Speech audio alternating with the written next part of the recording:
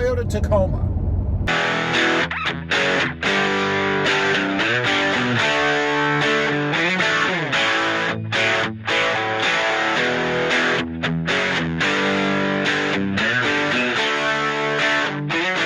Well, good morning, everybody, and welcome back to RobMotive. You know, there are only really two reasons why I would consider getting a new Toyota Tacoma. You know, I'm out here cruising around in my truck, the Tacoma, today.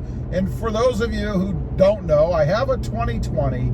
It is the off-road version, manual transmission. And love the truck. The truck's awesome. You know, I'll be honest, there used to be three reasons why I would consider trading off my Tacoma. One of them was power, but the Sprint Booster has solved that for me. So now there's only two left. So what are they? Well, the first one is the lift. The lift that Toyota is now offering factory. I believe it's a 2-inch lift, if I'm not mistaken, and I think that is awesome. The fact that you can get an installed lift done by, in this case, probably third parties from the dealership. But either way, it's backed by Toyota and it utilizes parts that Toyota backs. And I really like that idea because I think you probably get the ride that you should have, you know, the more comfortable ride without all the bumps and stuff like I took back there. That was a railroad track that I went over, and you saw it's pretty rough. Now, I was going the speed limit, which is 55, so I did take it rather quick, but still, it's pretty rough. We're on a rough road right now. You can probably tell. Camera's probably bouncing around a little bit. It's just a bunch of divots and things in the road. Filled potholes. That's what we're on, which we'll be off of in just a second. But I think it would be awesome to have a lift that Toyota has installed themselves, because I have to believe, and people have told me that they really like it. It looks good on the truck, which I'm sure it does. It's not the 3.2 lift that I have right now, but even so, 2 inches plus a little bit bigger tire, you're going to get close to a 3-inch lift anyway with that setup. And having the factory stand behind it, or the dealership stand behind it, I think is pretty valuable. You know, they're going to cover that for at least your warranty period, and that's going to be, what, 3 years? Potentially more if you buy an extended warranty, which I don't recommend, by the way, but if you do. So you've got that peace of mind, knowing that everything is going to be all right. Now, don't get me wrong, with a lift, and it's probably, you know, more block and spacer related, what I'm talking about, but with a lift, there's not a whole lot that can go wrong anyway. If you're putting blocks back there, spacers up there, yeah, what's going to happen? Are they going to fall out? You're going to know that pretty quick. So that's the first reason. Definitely the dealership / factory backed Toyota lift. Secondly, and this is probably more specific to me because I know the number of people that have what I have is dwindling quickly, but that's the manual transmission. You know, I have expressed my unhappiness with the manual transmission in this truck almost since the day that I got it. Now, let's clarify that I don't hate the manual transmission. You know, I wouldn't have gotten a manual transmission if I didn't like it, right? So I don't hate it. I just think it could be so much better. You know, I always use Honda as the benchmark for manual transmissions because Honda has got it down. They have the most buttery smooth, best operating manual transmission that I have ever driven. And I've driven a few of them. I've had them in the sport hatchbacks, the regular hatchback, and also in a Honda Civic Type R. And all of them were awesome. The same. Never any issues, never any problems, always worked well, shift nice and smooth, good gates to run the shifter through. I mean, they're awesome.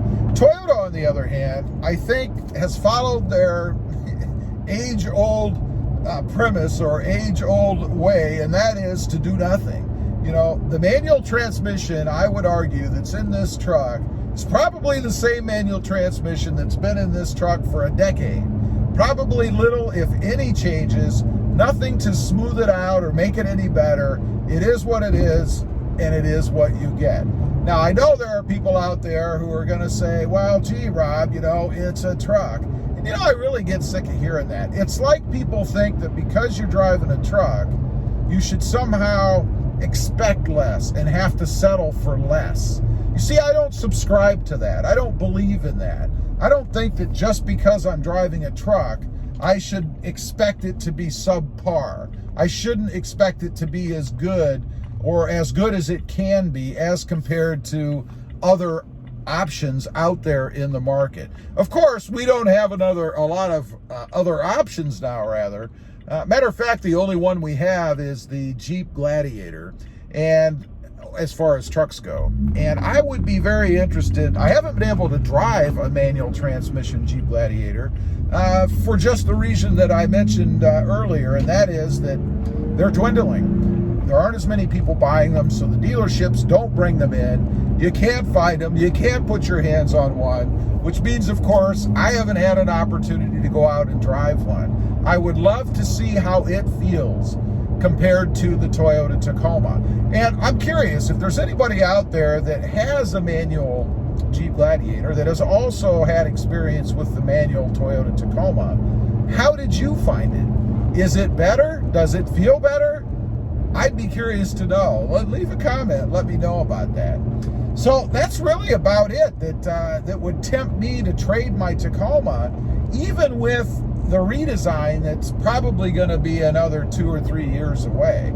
I'm not sure what more Toyota could actually do to the truck for me, other than correct that or make the manual transmission better. And honestly, I don't think there's going to be a manual transmission in the next generation of the Tacoma.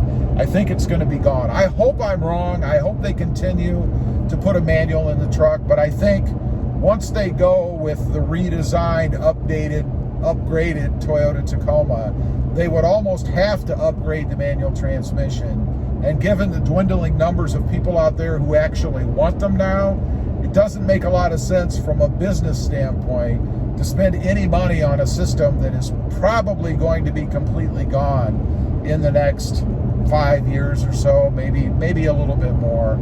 I expect that Jeep will probably get rid of the manual eventually too. Hopefully I'm wrong. Again, I'd hate to see the manual go away, but it's kind of like the horse and buggy. I'm sure all those years back when cars were just coming out, there were a lot of people out there who really were having a hard time letting go of their horse and buggy. But that's progress. The horse and buggy went away, and the same thing is going to happen to the manual, I think. So really, I guess on the next round, if I were to look at trading in my Toyota Tacoma, the only thing that could entice me to do so would be that Toyota Lift. And that's assuming they continue it with this new version of Tacoma that will be coming out in a few years. Anyway, leave a comment, let me know. What would entice you to trade your current Toyota Tacoma? Particularly if you have one that's rather new, say a couple, 3 years old maybe. Is there anything out there that maybe Toyota can do that you would just have to have and you would run in there and trade off your Tacoma right away? I'd be curious to know. Also, if you're interested, I do have 2 additional channels. RobMotive FST, all about my 2021 Toyota Tundra,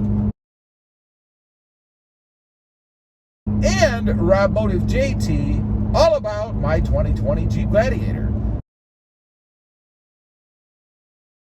Check them out, and if you're interested, please consider subscribing. Don't forget to click that notification bell so that you don't miss out on any upcoming videos. And do me a favor, smash that subscribe button on the way out. Thanks for watching. Stay safe out there.